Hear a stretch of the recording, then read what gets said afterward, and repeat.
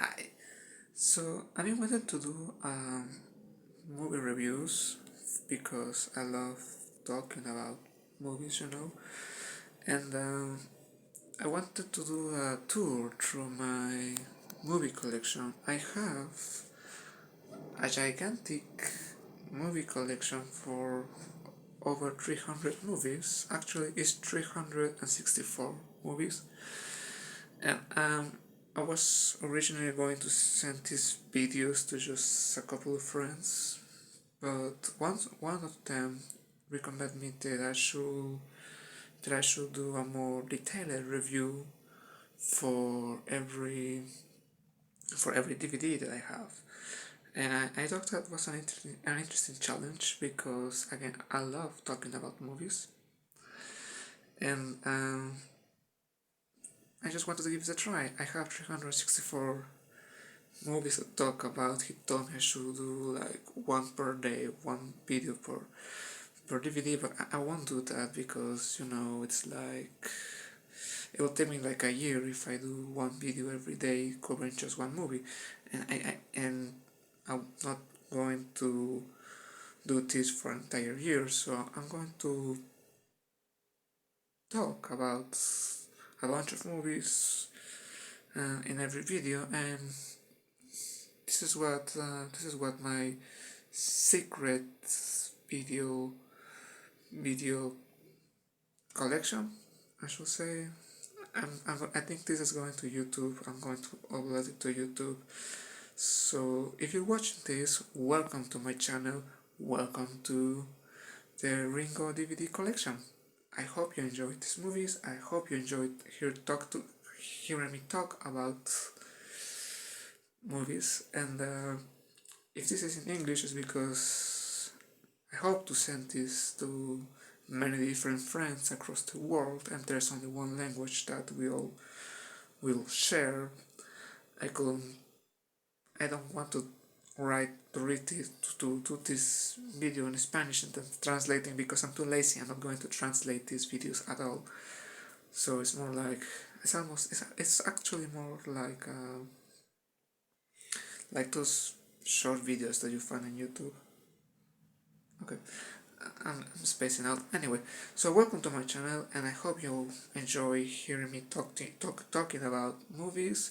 And who knows, maybe I'd like to talk about series too, because I have a small collection of rock and roll albums and CDs. So I really like to talk about that too. But in any case, here is my first video. I really like to start this video by talking about my well, this is my movie collection first of all. Ignore the fungos, they do take a lot of space. I mean, check out how many fungos are up there.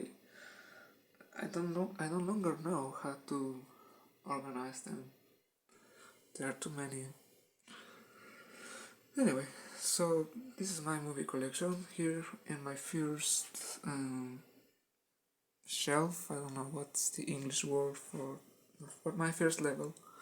Here are some westerns, some action, some fantasy movies, some monster movies like Jurassic Park. Behind the Funkos, we'll have more action movies, and in the second level we have mostly comedies. It's all comedies down here. And in the third level we'll have some art house movies, which are among my favorite things. I love I love watching Italian, French, German, Japanese, Czech movies, Swedish movies. I have a small Ingmar Bergman collection, which is going to be a very depressing time to talk about. And finally we have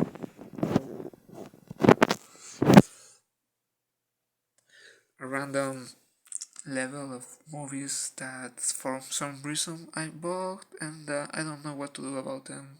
There's a very mixed up thing over there. Anyway, today we'll start talking about. Oh, I'll go by order, right? So today we'll start talking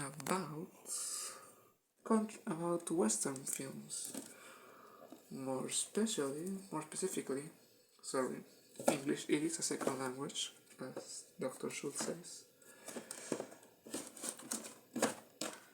All right, John Wayne movies. Bear with me. I'm tired, and I'm not used to things like this. Okay, so my first movie to talk about is Rio Bravo. This movie was it's very special to me because this was my dad's favorite movie, so we watched it a lot of times. It is a very fun movie. You know, it has John Wayne, Dean Martin, and Ricky Nelson. So if you are some old-fashioned people, you'll like this kind of combination of actors because John Wayne is a Western legend. I mean, as a person, he was difficult, right? John Wayne was difficult because he was very conservative and he was a very controversial figure during the.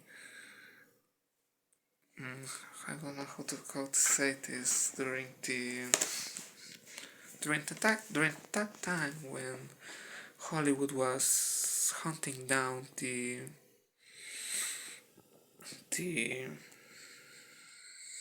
well people who was into communist ideas. So John Wayne was a bit problematic with that sort of things, but we can't ignore that he was a rather strong classical figure from Western movies. He's like an icon. He's an icon actually. There's no biggest Western icon other than John Wayne, right? He is like the the king of American Western. Clint Eastwood is the king of spaghetti Western, but John Wayne is the king of the classic American feel-good Western, and there is not a bigger feel-good Western than Rio Bravo. This movie is very comforting because even it is a bit long, you know, it lasts like over 2.5 hours. It lasts 140 minutes, so that's like 2 hours 20 minutes. And during that time, there isn't too much going on, you know. There is this character, John Chance, played by John Wayne, who arrests this man. I don't remember, Burdett. His name was Burdett, and he's a man that killed some other man in a bar. And John Wayne has to keep that man locked in a jail before the U.S. Marshal arrives, until the U.S. Marshal arrives. And it becomes a dangerous task because Burdett's brother is one of the richest men around. So he sends. Oh, he has a big gang of of gunfighters, of bandits, and John Wayne's alone. So his only helpers are an old man called Stampy, who is played by the incredible Walter Brennan. That guy was very charismatic. He was a very fun face. He was always this background character, background person who gave a lot of flavor to movies. He was a very fun guy. And the other guy who helps him is Dean Martin, who plays this character who is actually called Dude. And he's a man who has fallen into drunkenness because his girl left him, so he is depressed, and he must come back to be the honorable man he used to be. And John Wayne helps him to recover his honor, right? And that's one of the most compelling elements of the movie because it explores with great detail what it means to fall into these sort of dark chapters of love. And it also explores alcoholism. So It's a very compelling element from the movie, and well, the point is that John Wayne is only working with a drunk man and an old man called Stumpy, and later on they are joined by a young gunfighter who is played by Ricky Nelson. His name is Colorado, and these four men, along with a girl who is called Feathers, help John Wayne fight the evil gang, and ultimately everything goes right because it's a feel-good western.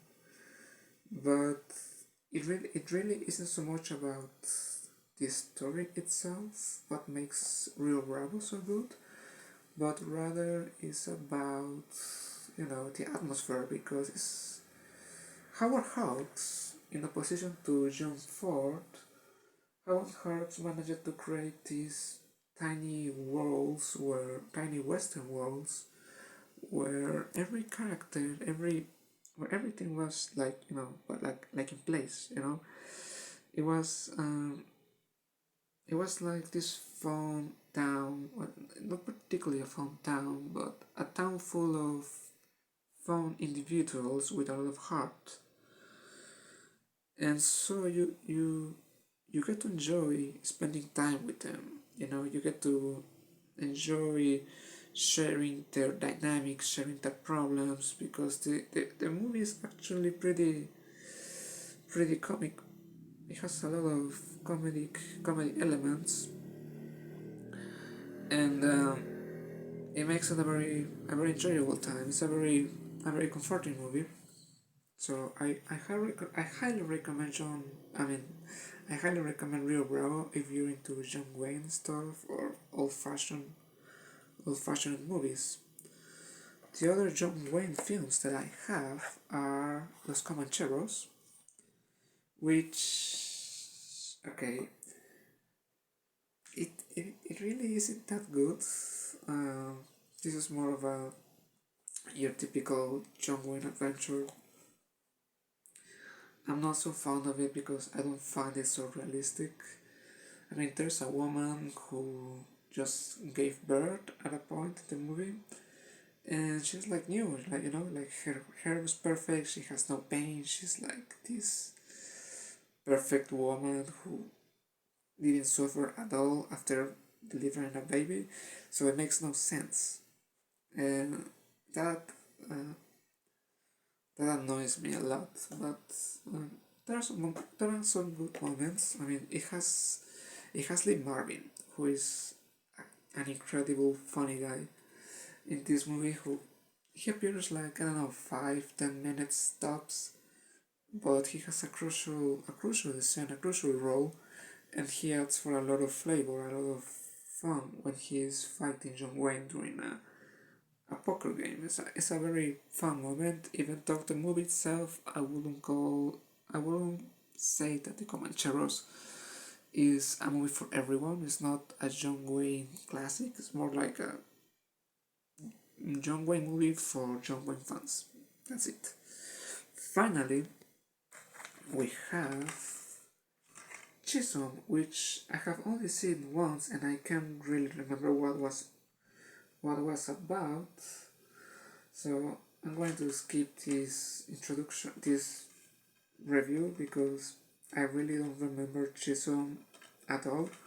I just know that it's directed by Andrew V. McLaglen, who was a director for Western movies from the time. I should probably give it another view, because I have this movie, so why haven't I watched it again? I don't know. Maybe it wasn't just so good. I can't recall. But anyway, that's my John Wayne movie collection. I also have, in a different format, uh, how, how was this movie called? El Dorado. El Dorado is an incredibly fun movie because it has John Wayne and Robert Mitchum. So that's two gigantic legends working together on a comedy western that has the same story as Rio Bravo. To be honest, I much prefer Rio Bravo than El Dorado, but it remains a fun experience because again it has Robert Mitchum playing the same role that Dean Martin did in Rio Bravo. So Robert Mitchum plays a drunk guy, and while alcoholism isn't a funny thing, they managed to make it, you know, very fun because there is this scene in which John Wayne must um, wake up Robert Mitchum, and so he comes with this incredibly elaborated system in which he pours some gunpowder and mustard and a lot of things on a beverage, and then causes Robert Mitchum to throw up, and that that moment is very fun. And El Dorado also has a very young James Caan playing the role that Ricky Nelson had in Rio Bravo. He's the young gunfighter with a kind heart. He has a lot of fun scenes there. It's a very funny role. It's a very funny movie, and it's from Howard Hawks. So the legend says that, I mean, it's not a legend. I don't know why I say it that way, but it turns out Howard Hawks enjoyed doing Rio Bravo so much that 10 years after doing Rio Bravo, he told his writer, what was her name? Moment. Her name was Leigh Brackett.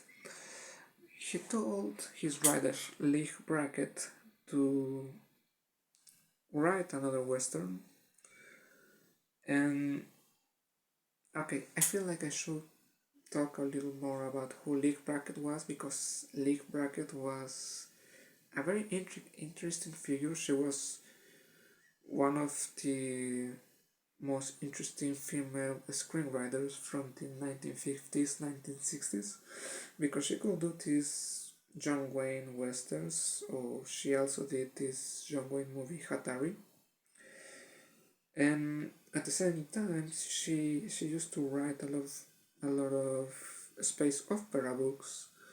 So it's like a very fascinating combination of genres, right? For one time, I mean, from one side, she writes western, she writes screenplays about safaris, and at the same time, she writes space operas. So it's a very fascinating thing. Anyway, um, Howard Hawks asked to Leigh Brackett to write El Dorado, and she came up with a very different version of the movie. And Howard Hawks asked her to do a lot of rewrite and then rewrite and rewrite and rewrite, and ultimately Leigh Brackett came up with the line. With the line, you're just asking me to rewrite Rio Bravo all over again, and Howard Hawks said yes. I want you to write Rio Bravo all over again, but in a different movie called El Dorado. So that's what happened. Leigh Brackett wrote El Dorado, and she did exactly the same as Rio Bravo, and that's why the movie is so similar. And then they did another movie which I can't recall its name. I don't remember it. I don't remember, but I think it was Rio Lobo, and there it was again John Wayne, Howard Hawks, Leigh Brackett in the same story. A sheriff who's always alone captures a man and must face a gang with the help of a drunkard. I don't remember if that's exactly the plot because I haven't seen Rio Lobo. I heard that it wasn't so good, so that has prevented me from watching it. Also, it's a bit difficult to find John Wayne movies nowadays, and I'm not such a big fan of the Duke. I have mixed feelings about him. But, you know, Rio Bravo and El Dorado are very, very fun and very good. And I also have another John Wayne Howard Hawks movie, which was Rio Rio Red River, I think it was called. Yes, in which John Wayne plays this rancher who must move a lot of cattle along with his son and diligence and stagecoach. And I don't remember the movie very well, but it's on black and white and it's very good too. I should check that one as well. Finally, because I'm talking about John Wayne and, and Howard Hawks, I should also include this movie,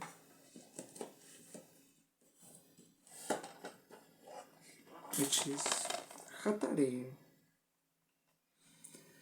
Hatari is a Howard Hawks movie that came up with a very odd, controversial idea.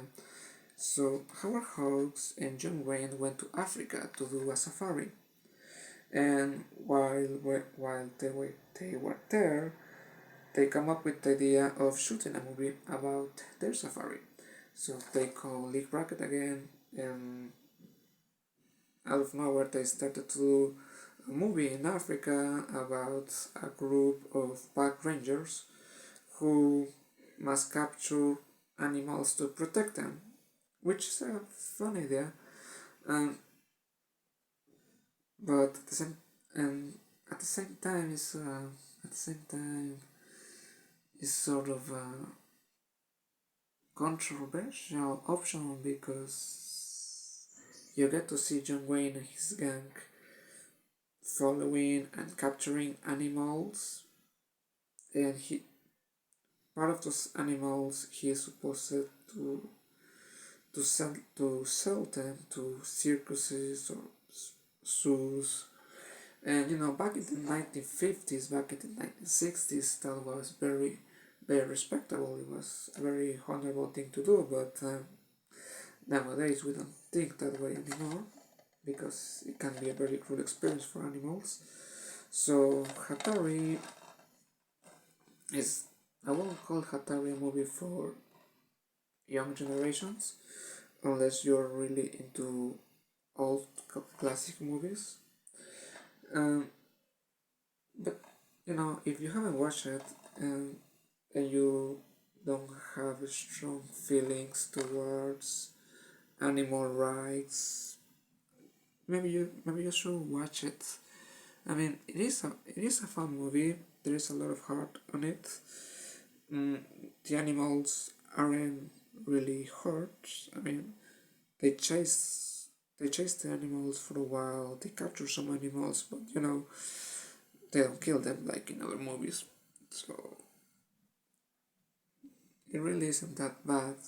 The thing that happens with the animals there. Plus, it is very fun to see three little elephants chasing around an Italian girl who is played by Elsa Martinelli, who is really lovely. Uh, she's one of the reasons why I really like this movie is because Elsa Martinelli plays an Italian girl. Elsa Martinelli was an Italian person, so she plays an Italian character, and uh, I don't remember what her actual name in the movie is, but I call her Dallas because it's a John Wayne movie. So if John Wayne is around, he will find to he will find a way to call an Italian actress Dallas. Anyway, Dallas is a reporter who is in the movie to write an article about what these people do, and she becomes very fond of the animals. And there's three little elephants, orphan elephants, that see her as her mother. So they chase her around, they throw water at her, and it's very amusing. That's where this music theme, Baby Elephant Walk by Henry Mancini came from. That movie, I mean that